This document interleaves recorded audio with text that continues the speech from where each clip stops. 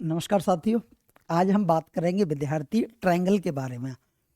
प्यारे बच्चों, ट्रायंगल से पहले हमने बहुभुज पॉलीगन पढ़ रखा है। अब जो विद्यार्थी आज पहली बार क्लास लेने आया है वो कोशिश ये करे कि पहले वो 2-3 क्लासेस हमने डाली हैं पॉलीगन की, बहुभुज की, उनको भी ले ले। उससे कॉन्सेप्ट में बड़ी जान आएगी, ये मेरा ऐसा मानना है। देखेंगे विद्यार्थी, आज हम बात करेंगे ट्रायंगल के बारे में। अब तुम्हें भी पता है और ये मुझे भी पता है कि ऐसा दुनिया में कोई एग्जाम ही नहीं बना जिसमें गणित पूछी जाती हो और ट्रायंगल नहीं पूछा जाता हो, या फिर ट्रायंगल से सवाल नहीं आते हो। आप बता देना कोई ऐसा पेपर है जिसके सिलेबस में गणित हो, ट्रायंगल पे से सवाल ना आया हो। आते हैं बच्चों, है ना। चलो समझते हैं कि एग्जैक्टली ट्रायंगल क्या है। तो विद्यार्थी हम बात करेंगे ट्रायंगल के बारे में। जैसे एक ट्रायंगल हमने बना लिया ABC,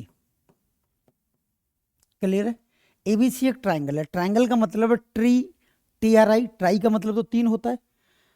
तो बच्चे हम बात कर रहे हैं ट्रायंगल के बारे में जिसमें 3 भुजाएं हैं। कितनी भुजाएं बेटा? 3 भुजाएं। तो आप देखेंगे AB, BC और AC 3 भुजाएं। तो 3 भुजाओं से बंद आकृति को हम ट्रायंगल कहते हैं। अगर मैं पूछूं कि ट्रायंगल के सभी अंतःकोणों का योग क्या होगा, बहुत ध्यान से देखना, एक एक बात को क्लियर करते चलेंगे। सभी अंतःकोणों का योग आपसे पूछा जाए तो सभी अंतःकोणों का योग निकालना है तो 2n-4 इंटू 90 डिग्री, ये सभी अंतःकोणों का योग निकालने का फॉर्मूला होता है। यहाँ पर 3 पुट करेंगे बेटा तो 3 दूनी 6 और 6 में से 4 जाएगी और उसका गुणा किससे होगा? 90 से गुणा होगा बेटा। तो 2 गुणा 90 आने पर ये आंसर आ जाएगा बेटा 180। तो आप समझ गए होंगे कि त्रिभुज के तीनों अंतःकोणों का योग कितना होगा? 180 डिग्री। इसी बात को हम लिख देते हैं, कोण A plus angle B plus angle C is equal to what? 180 degree. इतनी बात क्लियर है। अब मैं बात करूं बच्चे तुमसे कि त्रिभुज के तीनों बाह्य कोणों का मान क्या होगा। क्लियर है? सभी बाह्य कोणों का योग। तो आपको पता ही है कि त्रिभुज हो चाहे बहुभुज, कोई सा भी क्यों ना हो बच्चों, चाहे त्रिभुज हो चाहे चतुर्भुज हो, आप ये देखें, आप ये देखें बेटा कि कोई भी बहुभुज हो, इसके सभी बाह्य कोणों का जो योग होगा, सभी बाह्य कोणों का जो योग होगा वो हमेशा 360 डिग्री होगा। ये वाली बात तो आप भी जानते हैं। त्रिभुज के सभी अंतःकोणों का योग हमने निकाल लिया है। सभी बाह्य कोणों का योग मैं निकालूंगा नहीं, क्योंकि फिक्स है कि किसी भी बहुभुज के सभी बाह्य कोणों का योग 360 डिग्री होता है। अब मैं तुमसे एक बात पूछना चाहता हूं कि क्या लगता है तुम्हें, तुम्हें क्या लगता है कि क्या हमने कोई भी ये 3 भुजाएं ली और त्रिभुज बना दिया? नहीं बनाए, नहीं बना पाओगे आप। कैसे? जैसे मैंने एक की लंबाई इतनी दे दी, एक मैंने इतनी सी दे दी और एक मैंने इतनी सी दे दी, आप कैसे बना पाओगे? देखना, अगर ये आप यहाँ लगा दोगे तो यहाँ तक आ जाएगी और ये यहाँ तक आ जाएगी, त्रिभुज तो बना ही नहीं। तो अब हम पढ़ेंगे बच्चों condition for formation of A triangle. त्रिभुज बनाने के लिए क्या क्या शर्तें हो सकती हैं, इन बातों पे हम थोड़ा सा ध्यान देंगे। त्रिभुज की शर्तें क्या हैं ये देखेंगे। ऐसी नहीं है कि हमने मुंह उठाया और त्रिभुज बना दिया, नहीं, वो उसकी भी कोई प्रॉपर्टीज हैं। बिना उन प्रॉपर्टियों को पूरा करे त्रिभुज बनेगा ही नहीं, ऐसा रह जाएगा। ये कहाँ से तुम्हें त्रिभुज दिखाई देने लग रहा है? क्लियर है? तो इसकी पहली प्रॉपर्टी ये है बच्चे कि दोनों भुजाओं का योग, जैसे हम छोटी छोटी 2 भुजाएं ले लें, दोनों भुजाओं का योग, कोई भी 2 भुजाएं ले लें हम, कोई भी 2, पहली और दूसरी, इन दोनों भुजाओं का योग हमेशा तीसरी भुजा जो बच जाती है उससे बड़ा होता है। आप मेरी बात समझ गए? 2 भुजाओं का योग हमेशा तीसरी भुजा से बड़ा होता है। जैसे ये एक त्रिभुज है ABC, ए एक शीर्ष है, इसके सामने की भुजा की लंबाई हमने A मान ली, B के सामने की भुजा की लंबाई हमने B मान ली और इसके सामने की भुजा की लंबाई हमने C मान ली। तो मैं आपसे ये कहना चाह रहा हूं कि A प्लस B को आप जोड़ेंगे बेटा तो वो हमेशा C से बड़ी आएगी, अर्थात 2 भुजाओं का योग हमेशा तीसरी भुजा से बड़ा होगा। क्लियर है? अगर आप B प्लस C को जोड़ेंगे तो हमेशा A से बड़ा आएगा और आप A प्लस C को जोड़ेंगे बेटा तो हमेशा वो B से बड़ा आएगा। हिंदी अर्थ समझिएगा आप कि 2 भुजाओं का योग करेंगे बच्चे तो वो हमेशा लार्जर होगा जो रिमेनिंग साइड है उससे। क्लियर है? दूसरी शर्त क्या होगी बच्चे? दूसरी शर्त ये है बेटा कि 2 भुजाओं का अंतर, किसका अंतर? 2 भुजाओं का अंतर हमेशा छोटा होगा, किससे? तीसरी भुजा से। क्लियर है? 2 भुजाओं का योग तो हमेशा बड़ा होता है तीसरी भुजा से, और 2 भुजाओं का अगर डिफरेंस निकालेंगे तो हमेशा छोटा होगा तीसरी भुजा से। क्लियर है? जैसे A और B में आप अंतर निकालेंगे बेटा तो अंतर के लिए माइनस आता है, A माइनस B छोटी होगी किससे? C से। अच्छा सर, a माइनस बी के ऊपर मैं मोड़ लगा देता हूँ। मोड़ क्यों लगा दिया कि अंतर के लिए आप ये याद रख लें या तो कि अंतर हमेशा बड़ी में से छोटी घटाई जाती है। जैसे a और b में से अगर b बड़ी है तो a में से b नहीं घटेगी, फिर b में से a घटेगी। लेकिन आपने अगर भूलवश a में से b घटा दी तो आप आंसर किस में दोगे? माइनस में। तो मैं माइनस में नहीं दें इसलिए मैंने क्या लगा दिया? मोड़ लगा दिया। बस कुछ नहीं, आप इतनी सी बात याद रखें कि किन्हीं भी दो भुजाओं का अंतर तीसरी जो भुजा बच गई है उससे छोटा होगा। जैसे कि बी और सी का जब अंतर निकालूंगा बेटा तो वो छोटा निकलना चाहिए ए से, और ए और सी का जब मैं अंतर निकालूंगा तो वो छोटा निकलना चाहिए बी से। दोनों बातें आप समझ पाए होंगे कि दो भुजाओं का योग तीसरी से बड़ा होता है और दो भुजाओं का अंतर हमेशा तीसरी से छोटा होता है। क्लियर है? ठीक है। अब मैं तीसरी बात तो मैं पढ़ा रहा हूं बच्चों, ये बात थोड़ी सी ध्यान से देख लेना, कहीं पूछी जा सकती है।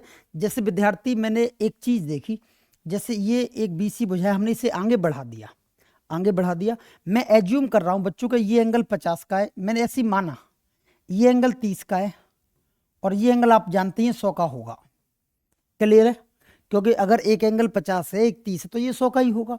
तो मैं आपसे ये कहना चाहता हूं कि अगर आप एक्सटर्नल एंगल देखेंगे बच्चे, बाह्य कोण देखेंगे, ये वाला एंगल, तो आप ये जानते हैं कि रेखिक युग्म कोण होता है बच्चे 180 डिग्री का, उसमें से ये 100 का है तो ये बचा कितने का होगा? 80 का। तुम बहुत ध्यान से एक बात देखें कि ये जो कोण है 80 डिग्री का, ये बाह्य कोण नहीं है क्या? एक्सटर्नल एंगल है, बाह्य कोण है। तो अब बहुत अच्छे से देखना बच्चे, ये जो 80 डिग्री है क्या वो 50 और 30 के योग के बराबर नहीं है क्या? 80 इज इक्वल टू 30 प्लस 50। इस बात को हिंदी में कैसे कहूंगा मैं? हिंदी में कहूंगा बच्चे कि किसी भी त्रिभुज के बाह्य कोण का मान, बाह्य कोण का मान दूर वाले दोनों अंतः कोणों के योग के बराबर होता है। बहुत ध्यान से सुने, किसी भी त्रिभुज के बाह्य कोण का मान दूर वाले दोनों अंतः कोणों के योग के बराबर होता है। इसमें दूर वाले को समझे, अंतः कोण तो ये भी है, तो क्या इन दोनों के योग के बराबर होगा क्या? 100 और 30 के बराबर नहीं, इसके बराबर नहीं। इस ये अगर बाह्य कोण है तो इसके दूर वाले, इसके दूर तो यही है 50 और 30, दूर वाले दोनों अंतः कोणों के योग के बराबर होता है। जैसे मैं एक और सवाल दूंगा आपको समझ आए तो, जैसे हमने एक ट्रायंगल बना लिया बच्चे और ये हमने इसमें एक्सटर्नल एंगल ले लिया। अब ये मैंने ले लिया बच्चे, मैं इसी को ले लेता हूँ 50 का, ये हमने ले लिया था 30 का और ये हमने 100 का ले लिया था। आपको पता ही है बच्चे ये 50 का है तो आप बताइए क्या ये 130 का नहीं होगा? क्योंकि एक रेखा पे बनने वाले कोणों का योग होता है 180 डिग्री। ये अगर 50 का है तो ये 130 का होगा। अगर ये 130 का है तो मैं अब तुमसे कह देता हूं कि 130 बराबर होगा 30 प्लस 100 के। सर आपने 30 प्लस 50 क्यों नहीं जोड़ा? इसलिए नहीं जोड़ा बच्चे क्योंकि मैं कह चुका हूं कि किसी भी त्रिभुज के बाह्य कोण का मान दूर वाले दोनों अंतः कोणों के योग के बराबर होता है। तो बाह्य कोण अगर 130 है तो ये नहीं होगा, दूर वाले अंतः कोण 30 और 100 हैं तो इन दोनों के योग के बराबर होता है। आप मेरी बात समझ गए होंगे। एक बात, दूसरी बात बच्चे मैं तुमसे ये कहना चाह रहा हूं, छोटी सी गणित समझना, ऐसे नॉर्मली समझना बच्चों। जैसे मैंने ये उंगली का मुंह फाड़ दिया तो ये तो एंगल बनेगा, इस जगह तो एंगल होगा ही, आप जानते हैं। लेकिन अगर मैं यहाँ सामने पर्दा लगाऊं इस दीवार पे, ये दीवार पे पर्दा लगाऊं तो बच्चों ये पर्दे की लंबाई ये होगी, आप देखो पेन की बराबर पर्दा लगेगा। और यही अगर मैं इतना ही चेहरा कहीं और फाड़ दूं ऐसे जाकर तो वहां भी इतना ही बड़ा पर्दा चाहिए, चाहिए कि नहीं चाहिए? तो मैं आपसे यही बात कहना चाह रहा हूं बच्चों कि अगर एंगल बराबर हैं, जैसे ये और ये बराबर है, तो इनके सामने जो पर्दा लगेगा, पर्दा का मतलब है भुजा होगी, वो भी बराबर ही होगी। हिंदी में समझेंगे कि यदि इतना एंगल बन रहा है, इसको सामने मुझे पर्दा सेट करना है तो ये पर्दा लगेगा, और यही एंगल मेरे गांव में भी बन रहा है किसी दीवार पे तो वहां भी पर्दा लगाऊंगा तो इतना ही बड़ा तो पर्दा लगेगा।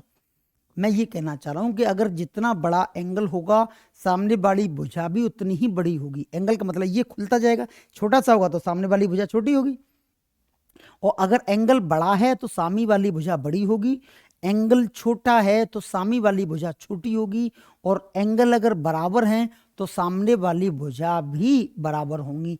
और इसका उल्टा भी सही है, अगर सामने वाली भुजाएं बराबर हैं तो उनके सामने के बड़े कोणों का मान भी समान होता है। जैसे जैसे मैंने एक त्रिभुज बनाया, ये मैंने मान लिया ए पॉइंट है, शीर्ष है, और ये बी है और ये सी है।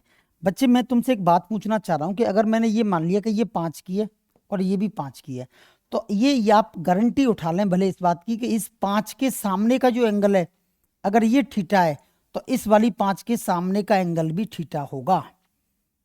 क्लियर है? और इसका उल्टा भी सुन लें, उल्टा भी सुन लें बच्चे, देखें ध्यान से, इसका उल्टा सुने जरा, आपके काम की बात है और आपको इस पे थोड़ा सा अच्छा लगेगा अगर आप सीख लेंगे। तो मैं ये भी कह रहा हूं कि विद्यार्थी अगर एंगल समान है, ये भी थीटा है और ये भी थीटा है, तो इसके सामने की ये वाली भुजा, ओहो, इसके सामने की ये वाली भुजा और इसके सामने की ये वाली भुजा, इन दोनों की लंबाई भी कैसी होगी? समान होगी। अगर एंगल समान है तो उनके सामने की भुजाओं की लंबाई समान होगी, और अगर सामने की भुजाओं की लंबाई समान है तो उनके सामने के कोण भी समान होंगे।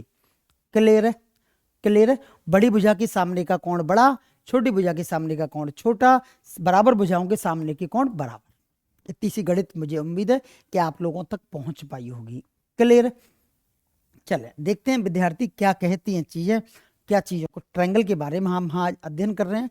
ट्रायंगल के बारे में मैं तुमसे पूछ रहा हूँ, 3 सरल रेखाओं से घिरी समतल क्षेत्र को त्रिभुज कहते हैं, बेशक कहते हैं। अच्छा, और क्या कहते हैं भैया? सारी बातें देखो, अब हमने तो समझा दी, अब लेक्चर की अपनी सीमाएं और विषय वस्तु की अपनी बातें होती हैं।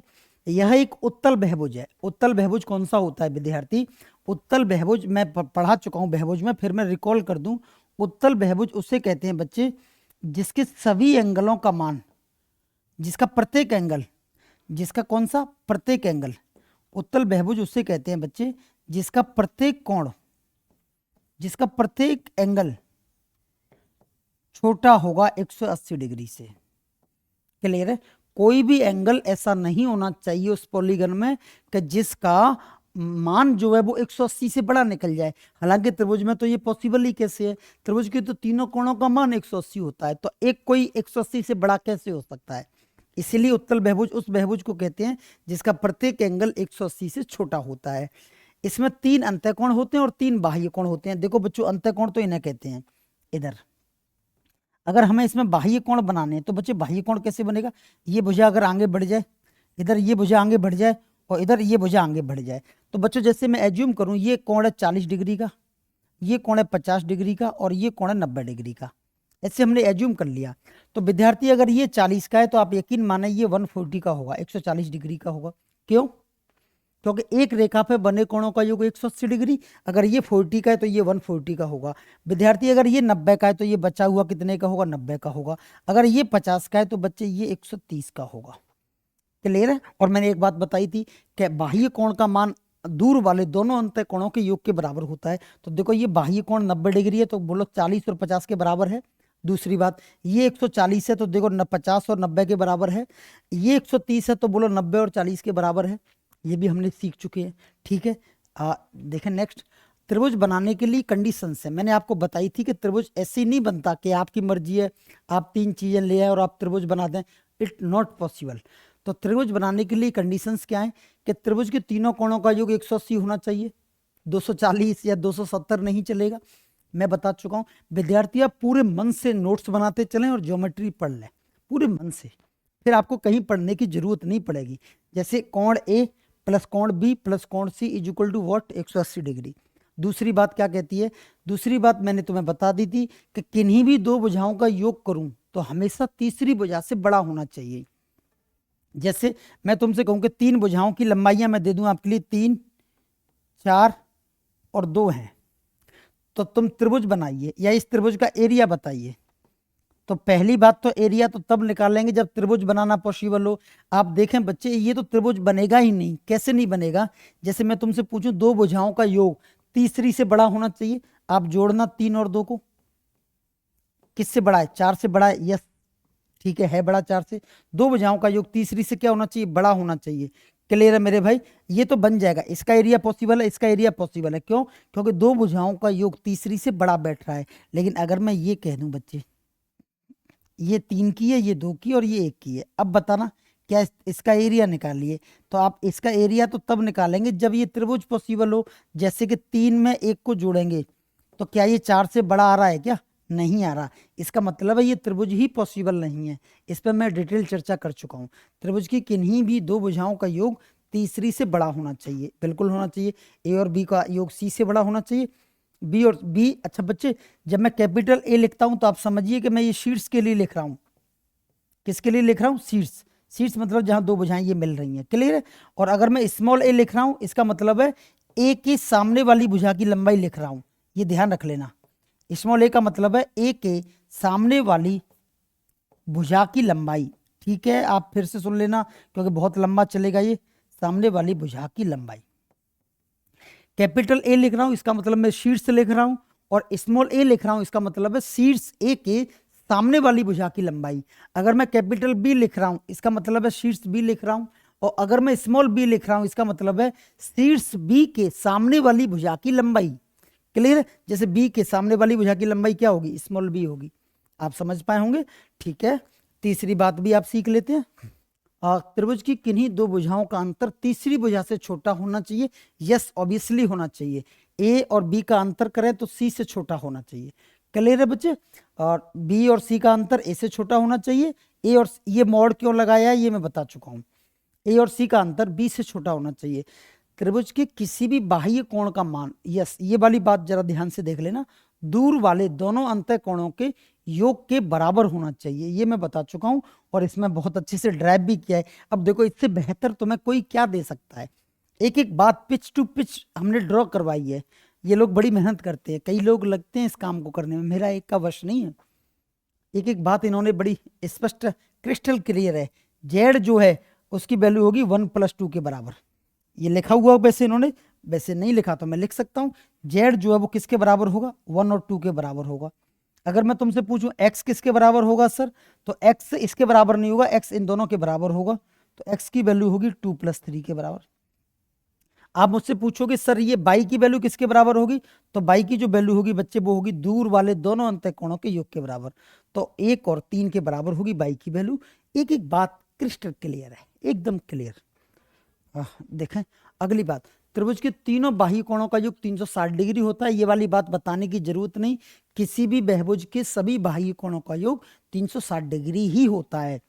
यदि त्रिभुज की भुजाएं बराबर हैं तो उनके सामने के कोण बराबर होते हैं। ये वाली बात आप आज सुन लें, कल सुन लें और हमेशा सुन लें कि यदि देखें बच्चे, जैसे मैंने त्रिभुज यहां पे बना देता हूं मैं, जैसे ये एक त्रिभुज है, ये ए है, ये बी है और ये सी है।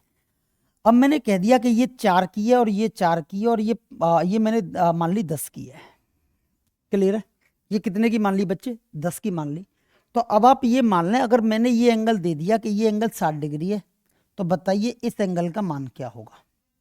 तो अब आपको कोई किंतु परंतु के लिए जगह ही नहीं बची। ये एंगल अगर 60 डिग्री है तो मुझसे अब लिखा के ले लो कि अगर इस भुजा के सामने का कोण 60 डिग्री है तो इस भुजा के सामने का कोण भी कैसी डिग्री होगा? 60 डिग्री होगा। ये 60 का है, ये 60 का है, तो 120 ये हो गई। तो ये बचा कुचा कितने का होगा? ये होगा 180 में से 120 घटा देंगे बेटा, तो ये भी कितने का निकल आएगा? 60 का निकल आएगा। मैं ये नहीं कह रहा कि ये त्रिभुज पॉसिबल है या नहीं पॉसिबल है। अब मैंने तुम्हें कॉन्सेप्ट बताया है, कौन सा? सामने वाली भुजा के सामने का कोण बराबर होता है। तो बस इस कॉन्सेप्ट को सीख लें आप, क्लियर है, समझ गए होंगे आप मेरी बात। देखिए भुजाएं बराबर हैं तो उनके सामने के कोण बराबर होंगे।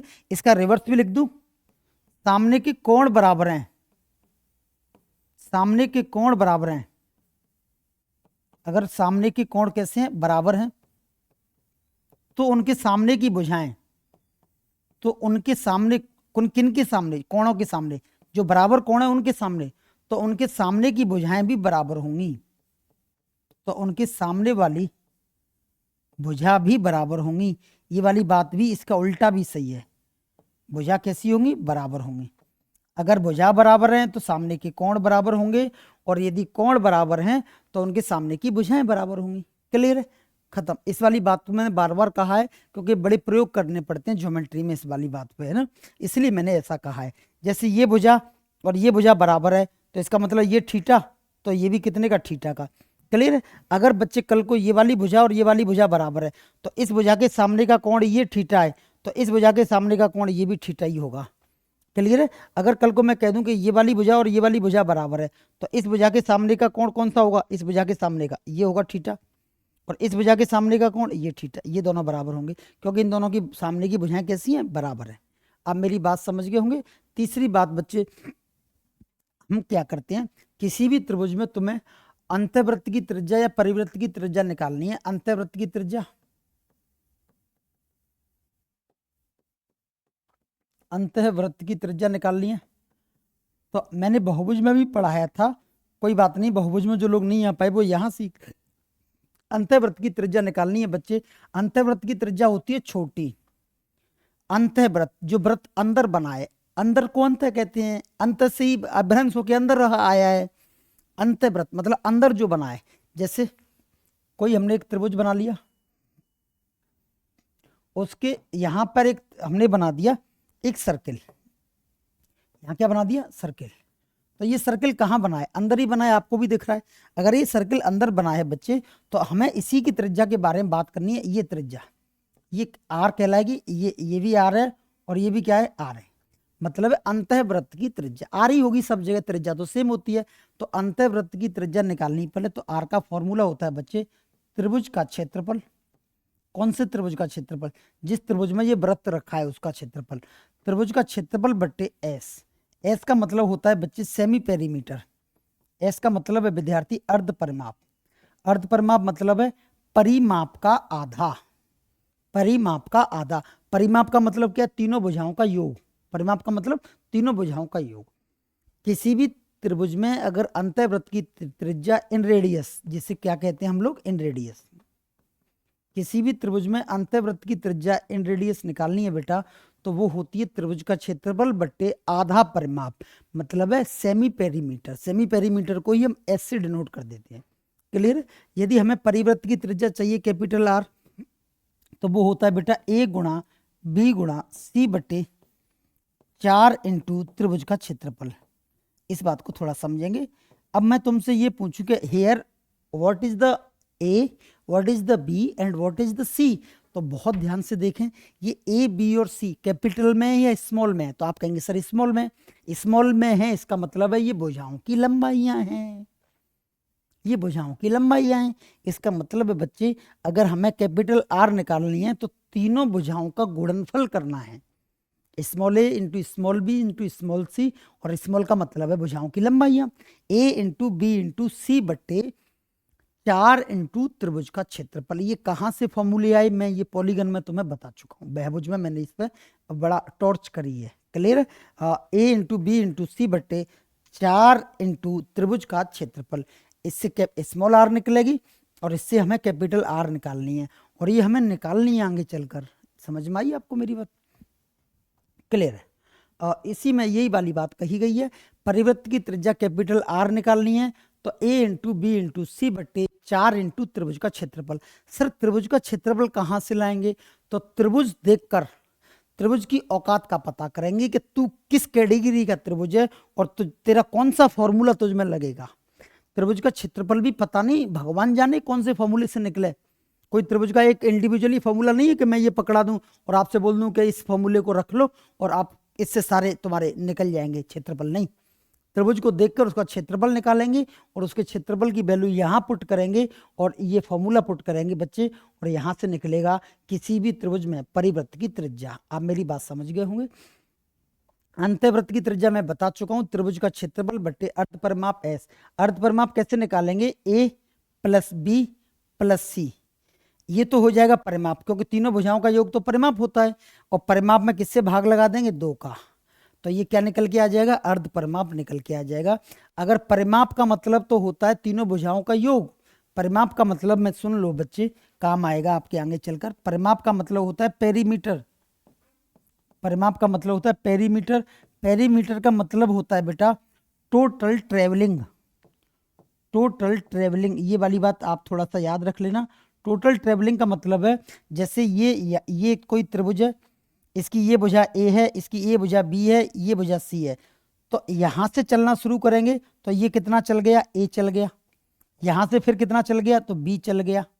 फिर यहाँ से यहाँ तक आने में कितना चल लिया, सी चल लिया। तो इज कॉल्ड द पेरीमीटर। कुल यात्रा ही परिमाप है, लेकिन हमसे पेरीमीटर नहीं पूछा, परिमाप का आधा पूछा है। तो आधे के लिए किससे भाग लगाते हैं, 2 से भाग लगाते हैं। परिमाप का मतलब कुल यात्रा। चतुर्भुज होता तो ऐसे फिर ऐसे फिर ऐसे फिर ऐसे, पंचभुज होता तो 5 भुजाओं पे घूम के आ जाता। This is the starting point और बिगिनिंग पॉइंट। क्लियर है? क्लियर है बच्चे? अब विद्यार्थी हम बात करेंगे, ये मैं पढ़ा चुका हूं, ये अब हम बात करेंगे बच्चे क्लासिफिकेशन ऑफ ट्राइंगल। बहुत ध्यान से समझिएगा बच्चों, मैं तुम्हें समझा रहा हूं और फिर देखो खूबसूरती। उसके बाद हमने पीपीटी भी पेश कर रहे हैं आपके सामने, जिससे आप नोट्स अच्छे बना सकें। लेक्चर इसलिए कि आप समझ अच्छा सकें, पीपीटी इसलिए कि आप नोट्स अच्छे बना सकें। अगर नोट्स ही खराब बना लिए, चीज़ें ही खराब उतार ली, तो लेक्चर तो भूल जाते हैं, लिखा हुआ याद रहता है। तो हमने दोनों तरह से चीज़ों को तुम्हें समझाने की, इसमें बड़ा होमवर्क लगता है, ये बात सच मानिए बच्चे, इसमें बड़ा समय लगता है। अब बच्चों हम बात कर रहे हैं क्लासिफिकेशन ऑफ ट्राइंगल।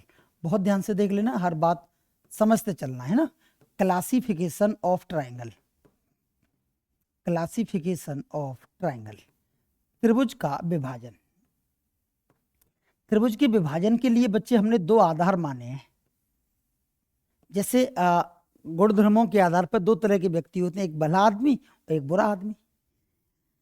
रंग के आधार पर दो तरह के व्यक्ति होते हैं, एक काला व्यक्ति, एक गोरा व्यक्ति।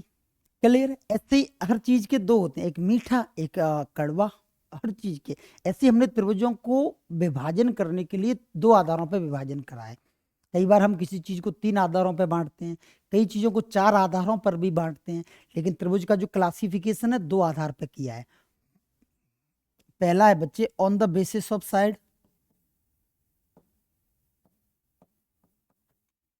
On the basis of side, इसका मतलब है किसके आधार पर? भुजा के आधार पर। क्लियर है? और दूसरा है बच्चे on the basis of angle. आप समझ गए होंगे, on the basis of angle. Clear है? इसका मतलब है कोण के आधार पर।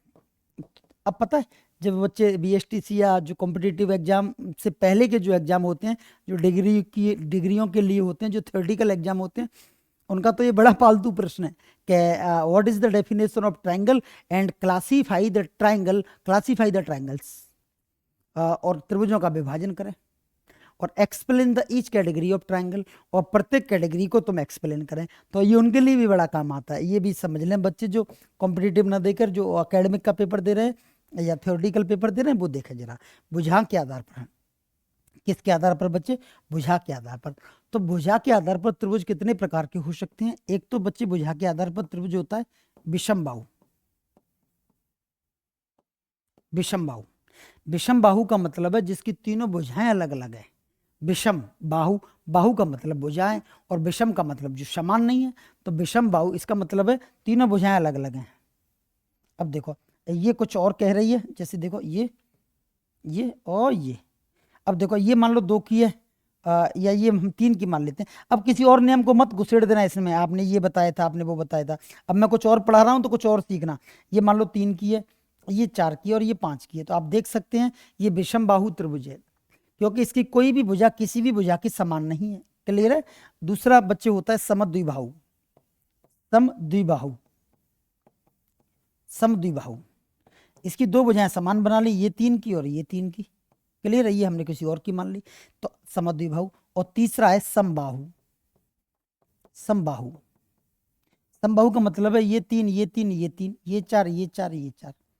बच्चे अब मैं तुमसे पूछता हूं, क्या तुम भुजाओं के आधार पर चौथा कोई प्रकार बना सकते हो? बना दो, आपकी मर्जी है तो आप बना के दिखा दो। नहीं बना के दिखा पाएंगे, या तो आप दोनों भुजाओं को बराबर करेंगे, या आप किसी भी को बराबर नहीं करेंगे, या आप तीनों को बराबर करेंगे। इसके अलावा तुम और क्या कर सकते हैं बोलो? तो तीन ही कैटेगरियां बना सकते थे, और तीन ही कैटेगरियां हमारे पूर्वजों ने बनाई हैं। या तो उसकी दोनों भुजाएं बराबर होंगी, या तीनों भुजाएं बराबर होंगी, या फिर कोई भुजा बराबर नहीं होगी। खत्म बात। ये होता है बच्चे भुजा के आधार पर। कोण के आधार पर क्या हो सकता है? कोण के आधार पर बच्चों देखो, कोण तो कई प्रकार के होते हैं, लेकिन हमें कोण वो चुनने हैं जो 180 डिग्री से छोटे हों। तो 180 डिग्री तक के जो कोणों को तीन भागों में ही तो बांटा गया है, न्यून कोण, समकोण और अधिक कोण। सर 180 से ऊपर जाएंगे तो एक बात अलग है, बृहत कोण, पूर्ण कोण और फला कोण और ढिमका कोण, वो बात अलग है। लेकिन 180 के अंदर ही हमें रखना है और उसके अंदर ही त्रिभुज बनाना है। क्यों? क्योंकि त्रिभुज के तीनों कोणों का योग 180 होता है। तो 180 के भीतर हमें रखना है। तो 180 के भीतर आप कोणों को कितनी प्रकार से बांट सकते हैं? तो सिर्फ तीन से।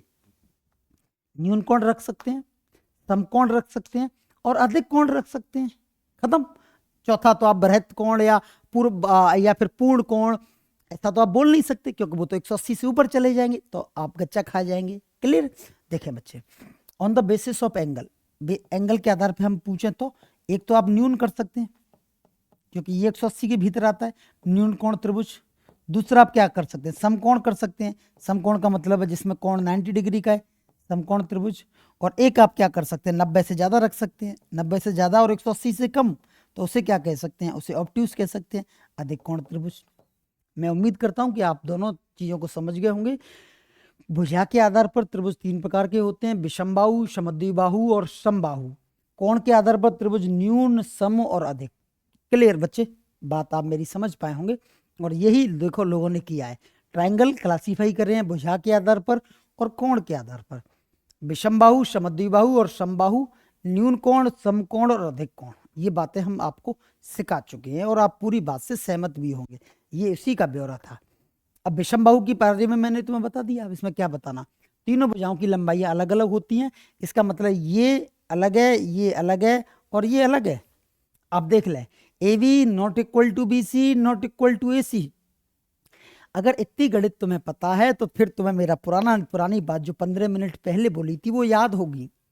भुजाएं समान है तो सामने के एंगल समान है, और सामने के एंगल समान है तो सामने की भुजाएं समान है। लेकिन भैया जब सामने का पर्दा ही समान नहीं है, गेट का दरवाजा ही समान नहीं है, तो गारंटी की बात है गेट भी समान नहीं होगा। ये पर्दा और ये पर्दा अलग अलग हैं, दोनों पर्दे जो पर्दे हम लगा रहे हैं। तो जब पर्दा ही अलग अलग है, जब कपड़े ही अलग अलग हैं, तो पहनने वाला का शरीर भी अलग अलग ही होगा ना। तो भुजाओं की लंबाइयां ही समान है। जब ये लंबाई इतनी है तो इसके सामने का कोण कुछ और होगा, और ये लंबाई इतनी है तो इसके सामने का कोण कुछ और होगा, ये लंबाई इतनी है तो इसके सामने का कोण कुछ और होगा। आप मेरी बात शायद समझ पाए होंगे। यदि तीनों कोण अलग, इसमें तीनों कोण अलग अलग होते हैं, ये वाली बात बताने की जरूरत नहीं है, मैं 100 बार बता चुका हूं। सामने के कोण समान है तो इसका मतलब उनके सामने की भुजाएं भी समान है। देखो कोण ए कोण बी के बराबर नहीं है और कोण बी कोण सी के बराबर नहीं है। आप मेरी बात समझ गए होंगे, उम्मीद है।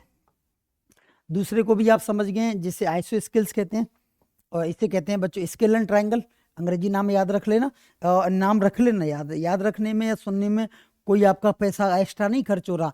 स्केल एंड ट्रायंगल आप याद रख लेना, मैं अपने अनुभव से कह रहा हूँ। ऐसे नहीं कि हमें किसी के आगे इंप्रेशन झाड़ना है या स्केल एंड बोल के हमारे पेपर में नंबर ज़्यादा आ जाएंगे, नहीं। लेकिन मैं आपसे बड़ा हूँ, आप मेरी बात ध्यान रख लेना, कभी तुम्हें फायदा दिलाएगी। विषम बाहु त्रिभुज हो गया, समद्विबाहु त्रिभुज। समद्विबाहु का मतलब आइसो, आइसो उपसर्ग वहीं लगता है जब दो चीजें समान होती हैं। आइसो स्केल्स ट्रायंगल के बारे में क्या है कि इन्हीं भी दो भुजाओं की लंबाई समान होती है। बच्चे अब देखें, इस त्रिभुज में देखें, इस त्रिभुज में ये भुजा और ये भुजा समान है, तो अगर ये कोण अगर 50 का है तो मुझसे लिखा के ले लो ये एंगल भी 50 का ही होगा। 50 और 50 100, और ये बच गया वो कितने का हो जाएगा, 80 का हो जाएगा। मेरी बात आप तक पहुंच गई होगी, क्लियर है। अब बच्चे मैं तुमसे ये पूछूं, अब की बार ये भुजा और ये भुजा समान है और ये एंगल 40 का है, तो ये एंगल भी सामने वाला कितने का होगा, 40 का, क्योंकि इस भुजा के सामने का ये और इस भुजा के सामने का ये 40 और 40 80 है, तो बोलो ये कितने का होगा, ये 100 का होगा। क्लियर बात, समझ गए होंगे मुझे उम्मीद है। विद्यार्थी किन्हीं दो भुजाओं की लंबाइयां समान होती हैं, दोनों बराबर वाली भुजाओं के सामने के कोण भी कैसे होते हैं, बराबर होते हैं। अब देखो ए बी भुजा की लंबाई ए सी के बराबर है, ए बी और ए सी बराबर है, और बी सी बराबर नहीं है तो कोई बात नहीं, कोण बी कोण सी के बराबर होगा, खत्म। यदि इस सवाल में, जैसे इस सवाल में ये हो जाता, इसी में मैं कह देता कि ए बी भुजा बराबर है बी सी भुजा के, ए बी भुजा किसके बराबर है, बी सी भुजा के। इसका मतलब था कि ये वाली भुजा ए बी और ये वाली भुजा बी सी दोनों बराबर हैं। अगर दोनों बराबर हैं तो इसके सामने का कोण 50 है ये वाला, तो इसके सामने का कोण ये वाला भी कितने का होता, 50 का। तो इस केस में क्या हो जाता, कोण ए बराबर हो जाता कोण सी के। इतनी सी गणित है, बस समझ में आई। अगर ऐसा होता तो, ऐसा नहीं है तो ये था, ये मैं आपको बता चुका हूं। समद्विबाहु हो गया क्या, हाँ समद्विबाहु हो गया ना, सॉरी। और ये आगे कैसे होगा, ये आगे होगा ऐसे यहाँ से, ठीक है, ये आ गया यहाँ। अब कौन सा, समद्विबाहु, समद्विबाहु ही चल रहा है। समद्विबाहु के बारे में और क्या क्या बताया इन्होंने। अब मैं तुम्हें समद्विबाहु के बारे में कुछ बातें बताता हूँ, वो तुम देख लें जरा ध्यान से। समद्विबाहु का मतलब है दो भुजाओं की लंबाइयां समान है, क्लियर? इसके बारे में थोड़ा समझ लें, प्रश्न इस पे से आ जाता है, कम आता है लेकिन आ जाता है। जैसे ये एंगल है ए, ये शीर्ष है बी और ये शीर्ष है सी। क्लियर है बच्चे? ये 3 शीर्ष है। अब हमने क्या किया, हमने बच्चे काम ये किया कि हमने एक रेखा खींच दी, लंब डाल दिया। लंब कहाँ से डाला? इस शीर्ष से हमने लंब डाला और लंब डाला ऐसे। क्लियर है? अगर विद्यार्थी हमने लंब ये डाला है तो अब आप ये माने बच्चों, ये तो मैं तुम्हें बता ही चुका हूँ, ये एंगल और ये एंगल बराबर है। बोलो बराबर है कि नहीं है? तो बच्चे अगर ये हमने लंब डाला है तो ये जो लंब है, अगर दो बराबर की भुजाओं के बीच में से, ये दोनों भुजाएं कैसी हैं? बराबर है। अगर इन दोनों बराबर भुजाओं के बीच में से सामने वाली भुजा पर हम लंब डालते हैं तो वो सामने वाली भुजा को 2 बराबर भागों में बांटता है। फिर से सुने, 2 बराबर भुजाओं के बीच से, ये रही बीच से, सामने वाली भुजा ये रही, इस पे लंब डालेंगे, लेकिन ये दोनों भुजाएं कैसी होनी चाहिए? बराबर।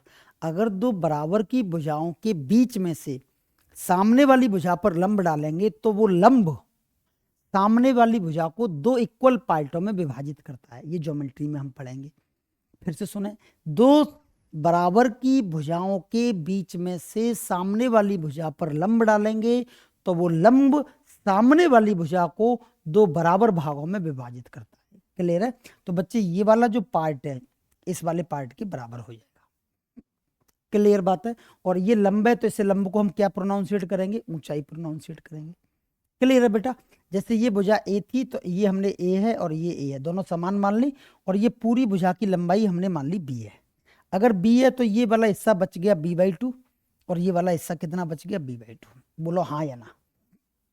और इस बिंदु को हमने नाम दे दिया बच्चे पॉइंट ऑफ डी। इस बिंदु को हमने क्या नाम दे दिया? डी बिंदु नाम दे दिया।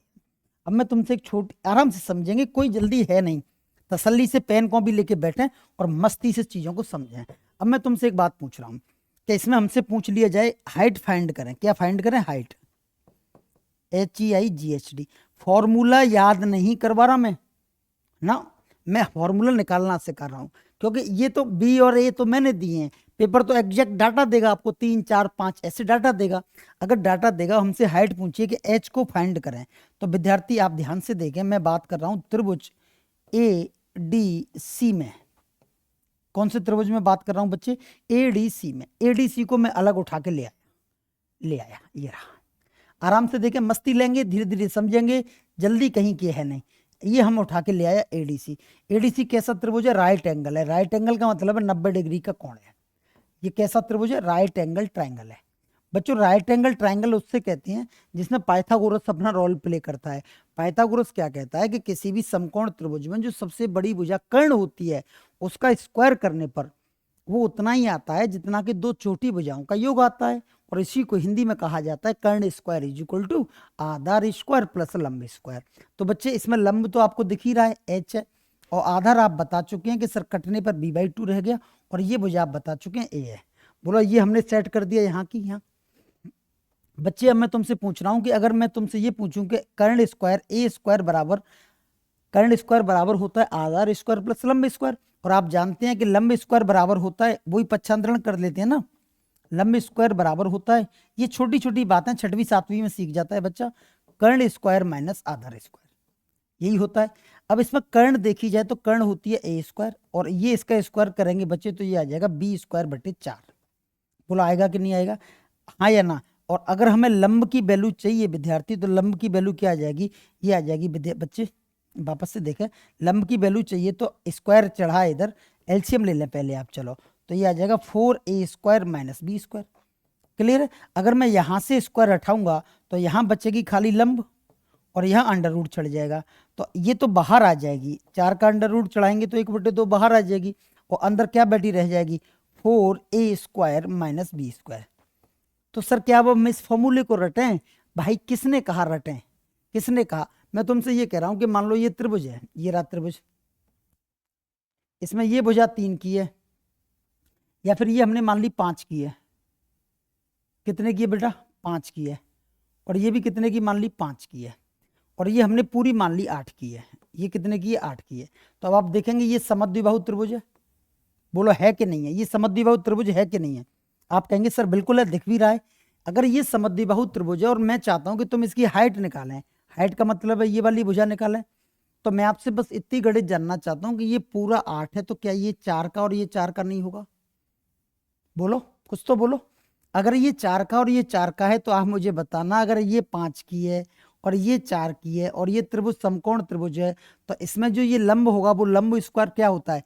कर्ण स्क्वायर माइनस आधार स्क्वायर। ये किसकी वैल्यू है? लंब स्क्वायर की वैल्यू है। तो 25 में से 16 जाएगी बच्चे, तो 9 6 15, 16 कितना आ जाएगा? 9 आ जाएगा। लंब स्क्वायर की वैल्यू अगर 9 है तो लंब की वैल्यू 3 ना आ जाएगी क्या? इसमें फॉर्मूला कहाँ लगाया मैंने? फॉर्मूला ये तो तुम्हें पता ही है पहले से, क्लियर। तो ये फॉर्मूले रटने की जरूरत नहीं है, मैंने तो ऐसे टाइम पास के लिए तुम्हें बता दिया कि ऐसे निकल के आती हैं चीजें, और कोई बात नहीं है ना। और ये समद्विबाहु के बारे में हम पढ़ रहे हैं। देखो ये हमने निकाला है फॉर्मूला, भुजा एडी त्रिभुज एबीसी की ऊंचाई है, यस ऑब्वियसली ये दिख भी रही है। देखो क्या खूबसूरत प्रचित्र बनाया है, आप देखो। इससे ज्यादा स्पष्ट भैया मेरे बस की बात थी नहीं, ना मेरी टीम के बस की बात थी, हमने ये मैक्सिमम देने की कोशिश करी है। एडी माध्यिका है। माध्यिका क्यों है? आप मुझसे पूछेंगे एडी माध्यिका क्यों है? माध्यिका होती है जो मध्य बिंदु पर जाके मिले, और मैं कह चुका हूं जब दो भुजाएं बराबर की हैं उनके बीच में से लंब डालेंगे तो वो उसके मिड पॉइंट पे मिलती है। ये ज्योमेट्री की बात है, इसे प्रूव भी करा दूंगा, समय आने दो। क्लियर है बच्चे? और एडी कोण ए का समद्विभाजक होता है। हाँ, एक बात और ध्यान से देखें विद्यार्थी, जो दो बराबर की भुजाओं के बीच से सामने वाली भुजा पर लंब डालते हैं, तो ये जो लंब है ना, ये सामने वाली भुजा को तो दो बराबर भागों में तोड़ता ही है, अपितु ये जहां से पैदा हो रहा है, इस जगह से ये पैदा हो रहा है, उस जगह को भी दो भागों में उड़ा देता है, उस जगह को, उस कोण को भी दो भागों में बांट देता है। तो इसका मतलब है ये एंगल भी दोनों कैसे हैं? बराबर है। एडी कोण ए का कोण समद्विभाजक भी है, बिल्कुल है साहब, और ये मैंने अभी निकाला ही था। समद्विबाहु त्रिभुज में चारों केंद्र एक ही रेखा पर बनते हैं, अर्थात संरेखीय होते हैं। अब ये वाली बात जो है ना, ये थोड़ी सी पुरानी बात है, मतलब आगे वाले समय की बात है। कौन से चारों केंद्र? किसी भी त्रिभुज में 4 केंद्रों को हम पढ़ेंगे, केंद्रक, लंब केंद्र, अंत केंद्र और परिकेंद्र। इन चारों केंद्रों को पढ़ेंगे। तो ये चारों केंद्र क्या होते हैं? इसी भुजा पे बनते हैं, कोई यहां बन गया, कोई वहां बन गया, कोई यहां बन, समझ पाया मेरी बात? चारों केंद्र एक ही रेखा पर बनते हैं। कौन सी रेखा पर? इसी रेखा पर, ये जो बीच में डली है। क्लियर है? कौन से त्रिभुज में? समद्विबाहु त्रिभुज में चारों केंद्र, चाहे वो केंद्रक हो, लंब केंद्र हो, परिकेंद्र हो या अंत्य केंद्र हो, वो चारों के चारों केंद्र एक ही रेखा पर बनते हैं, अलग अलग जगह पे बनते हैं। यस, कोई यहां बन गया, कोई वहां बन गया, कोई यहां बन गया, कोई यहां बन गया, कोई यहां, कोई, मतलब पर वो बनते एक ही रेखा पर हैं।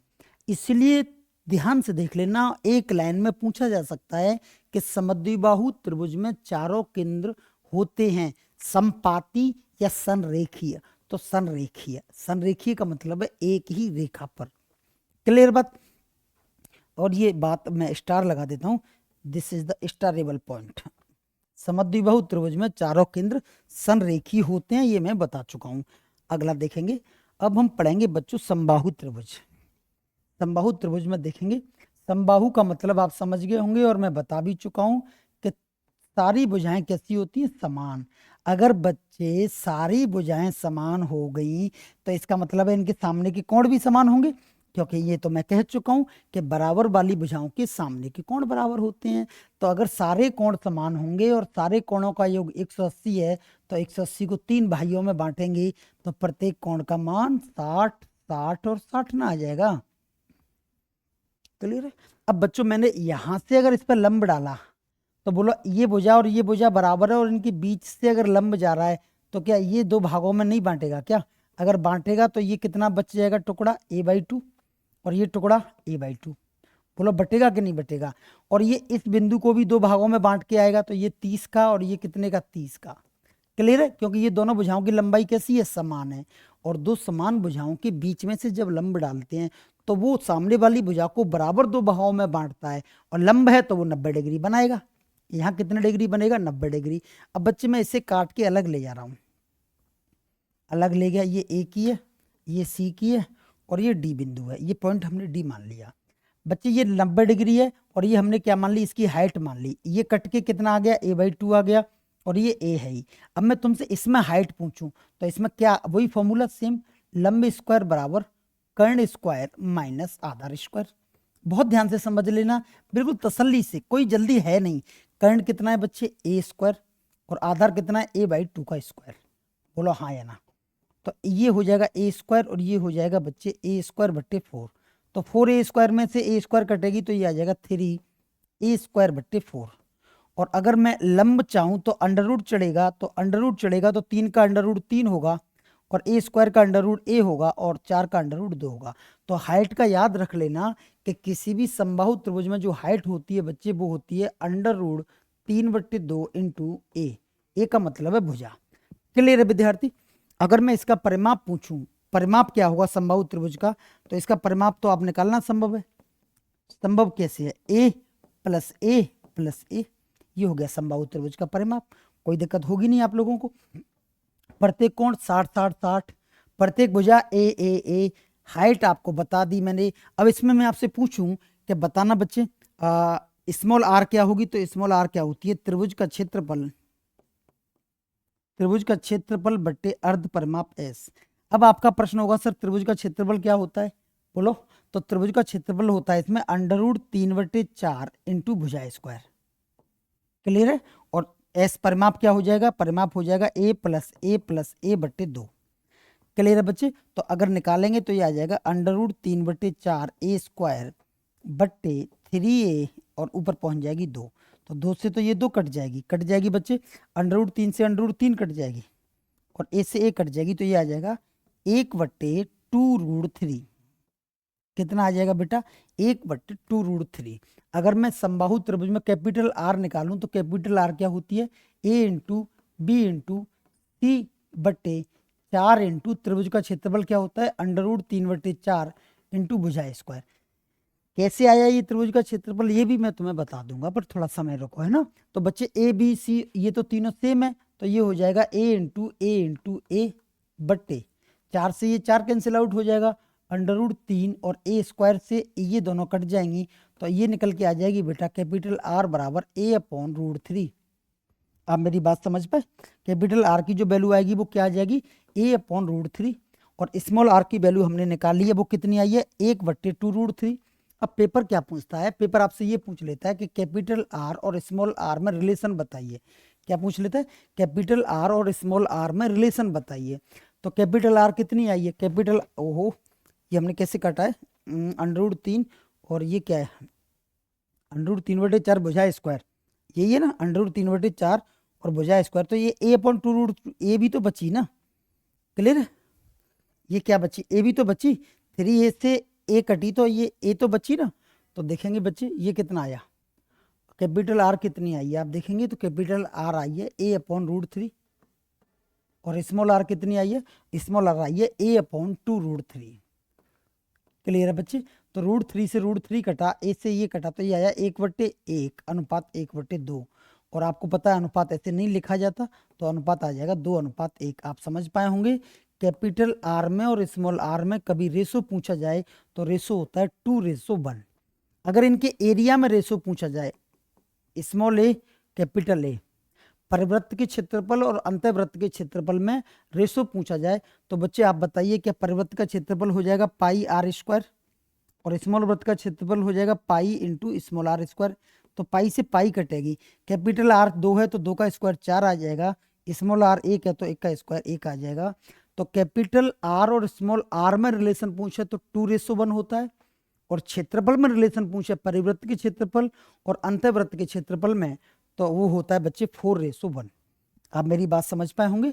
और ये सारी बातें जो मैंने तुम्हें बताई हैं आप ये देख लें, तीनों भुजाओं की लंबाइयां समान होती हैं, तीनों कोण समान होते हैं। समबाहु त्रिभुज की ऊंचाई मैं निकाल चुका हूँ अंडर रूट 3/2 इंटू भुजा।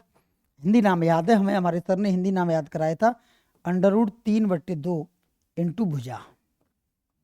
भुजा का मतलब है ए, सब भुजाएं समान होती है ना, इसलिए ये होती है इसकी समबाहु त्रिभुज की हाइट, ये रही हाइट, ये यहाँ पे मिलेगी h। क्लियर है। और परिवृत्त की त्रिज्या मैंने निकाल के दिखा दी, a/√3 कैसे आई ये मैं बता चुका हूँ। इस फॉर्मूले में वैल्यू पुट करिए फिर निकालिए। और स्मॉल आर की भी मैंने दिखा दी a/2√3, ये मैं बता चुका हूँ। और अंतःवृत्त की त्रिज्या स्मॉल आर कैसे निकाल लिया हमने, त्रिभुज का क्षेत्रफल बटे अर्ध परिमाप से a/√3। रेशो निकाला बच्चे तो रेशो निकल के आया 2:1 और क्षेत्रफल हमने अभी निकाला है तो ये निकल के आया है 4:1। क्लियर है। और ये देखें विद्यार्थी, ये देखें, किसी समबाहु त्रिभुज की किसी भी भुजा के समांतर कोई रेखा खींची जाए तो बनने वाला त्रिभुज भी समबाहु त्रिभुज होता है। और ये वाली बात, इसके बाद फिर क्या बचता है? ठीक है, अब दो बातें हमें और समझनी चाहिए। जैसे विद्यार्थी, ये कोई त्रिभुज है, 5 मिनट में हम क्लास खत्म कर रहे हैं। ये एक त्रिभुज है ABC। अगर इस भुजा के समांतर हमने ये रेखा खींच दी, ये भुजा और ये भुजा कैसी है? समांतर। तो बच्चों पता है, ये त्रिभुज अगर 60 डिग्री का है और ये भी 60 का है, ये समबाहु त्रिभुज था ना, इसलिए ये भी 60 का है। अगर विद्यार्थी ये तीनों 60 के हैं तो बहुत ध्यान से सुन लेना, ये एंगल और ये एंगल दोनों एक जैसे एंगल होंगे। ये 60 का है तो ये भी कितने का होगा? 60 का होगा। ओहो, कहाँ पहुंच गए भाई?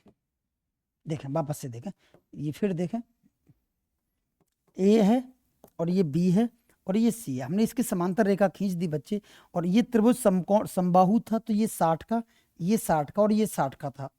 तो बच्चे अगर ये हमने इसके समांतर खींची है तो आप ये तो समझते हैं ये 60 का है तो इसकी जैसा ही ये एंगल है तो ये भी 60 का होगा, ये 60 का है तो ये भी कितने का होगा? 60 का होगा। ये हम ज्योमेट्री में और समझाऊंगा कौन से एंगल होते हैं, ये संगत होते हैं कि कैसे होते हैं, सब बताऊंगा मैं, है ना।